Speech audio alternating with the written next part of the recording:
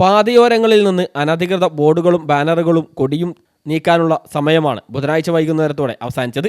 ഇതിനുള്ളിൽ നീക്കാത്ത ഓരോ പോസ്റ്ററിനും ബോർഡിനും ബാനറിനും തദ്ദേശ സ്ഥാപനങ്ങളിലെ സെക്രട്ടറിമാർക്ക് വ്യാഴാഴ്ച മുതൽ 50,000 രൂപ പിഴ ചുമത്തും. ഹൈക്കോടതി നിലപാട് കടുപ്പിച്ചതോടെയാണിത്.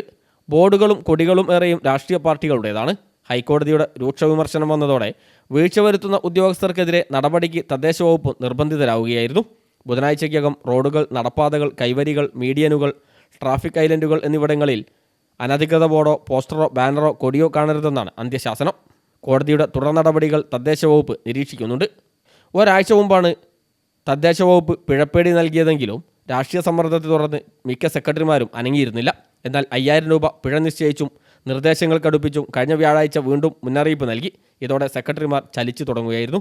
ബോർഡുകൾ നീക്കുന്നതിൽ വർഷങ്ങളായി ഹൈക്കോടതി ഇടപെടുന്നുണ്ട്. 2022 മാർച്ച് 20 നടന്ന സർവകക്ഷി യോഗവും ഇത് ചർച്ച ചെയ്തു. 2022 വീണ്ടും 4 തവണ ബോർഡ് വിഷയം കോടതിയിലെത്തി.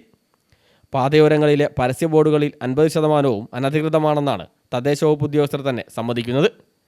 ന്യൂസ് ഡെസ്ക് CTV പ്രാദേശിക വാർത്ത.